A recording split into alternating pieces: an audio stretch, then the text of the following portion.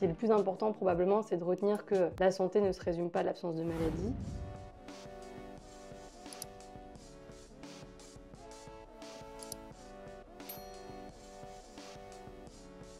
Je suis Astrid Chevance, chef de clinique en santé publique à l'Hôtel Dieu et chercheuse en épidémiologie clinique, plus spécifiquement sur la dépression. Bonjour, Michael Vincent-Minger, je suis enseignant et chercheur en santé publique et sciences cognitives et producteur du podcast Les mots bleus. Donc la santé mentale, elle a évidemment une définition officielle, donc celle de l'Organisation mondiale de la santé, qui recoupe à la fois la santé physique et la santé psychique. Ce qui est le plus important probablement, c'est de retenir que la santé ne se résume pas à l'absence de maladie. On a une notion maintenant de santé mentale qui émerge, qui est extrêmement large, extrêmement floue, parce que finalement on peut considérer que tout est santé mentale en réalité.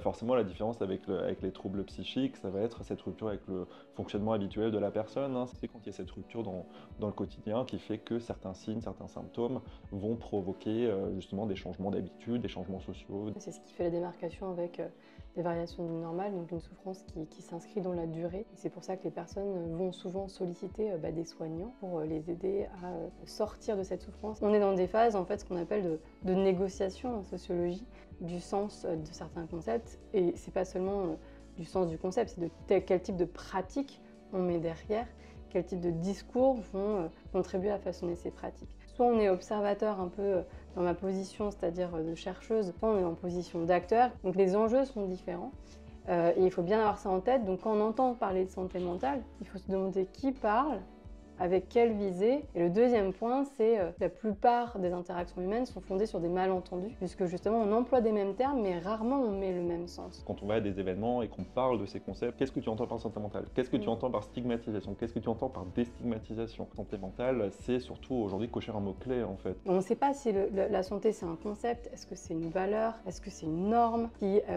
appelle la nécessité de clarification et qui ne peut pas se faire que le champ intérieur à la médecine, qui doit se faire aussi depuis le champ de la philosophie, de la sociologie, etc., qui peut amener toutes les lumières pour prendre ensuite des décisions. Qu'est-ce que la stigmatisation et qu'est-ce qu'on peut mettre en œuvre pour lutter contre la stigmatisation? Je pense qu'il faut déjà aussi s'entendre sur ce qu'est la stigmatisation. On ne pourra jamais empêcher la stigmatisation jusqu'au bout.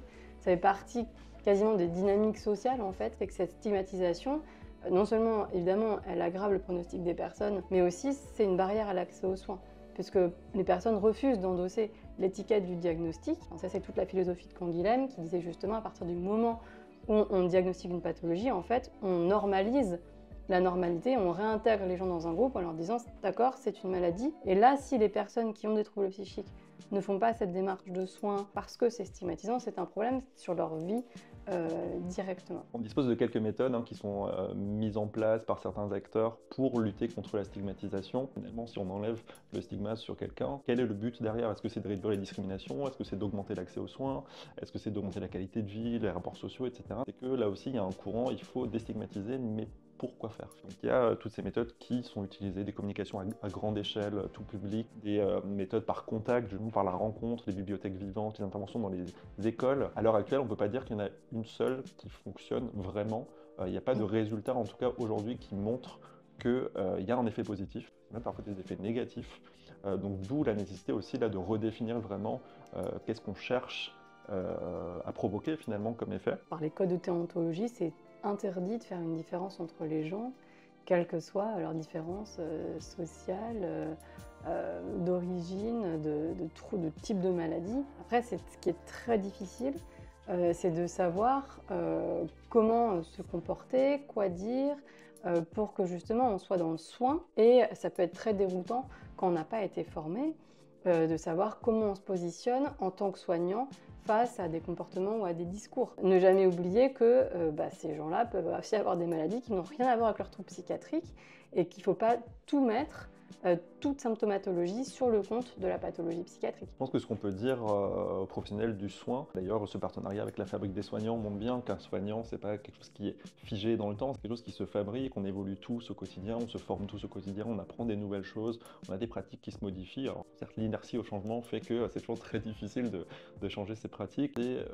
de demander à la personne comment elle se sent actuellement, au-delà des symptômes que la personne vient rapporter. Mais c'est des choses qui sont pas trop permise aujourd'hui par justement la contingence temporelle en fait, qui est imposée sur les consultations, que ce soit en médecine libérale ou à l'hôpital, des choses qui prennent du temps.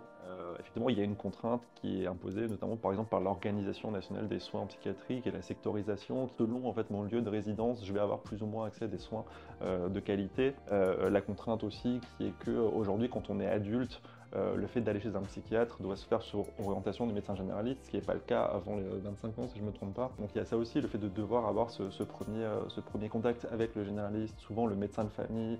On a un peu du mal à confier ce genre de choses. La contrainte géographique aussi, hein, il y a 2 tiers des Français qui vivent dans des zones qui sont désertifiées au niveau médical et au niveau pharmaceutique. La contrainte économique aussi qui peut venir, parce qu'à l'heure actuelle, dans la plupart des cas, hors exception qui sont prévus par les dispositifs assez récents mis en place par le gouvernement, il y a cette contrainte économique qui fait que tout le monde n'a pas les moyens de débourser justement toutes les semaines ou toutes les 2 semaines le montant d'une consultation chez un psychologue. Moi, je pense que déjà, il faut rappeler la contrainte qu'opère la maladie sur les gens. Être malade et avoir un trouble psychique, c'est une privation de liberté qui est immense. Mais je pense qu'il faut quand même regarder l'accélération incroyable qu'on a depuis les années 50 sur le gain en espérance de vie des personnes avec troubles psychiques, leur capacité à pouvoir mener une vie normale au sens gaussien du terme, c'est-à-dire qui ressemble à la vie des personnes qui n'en ont pas, etc., etc. Et je pense que quand même, il faut garder ça.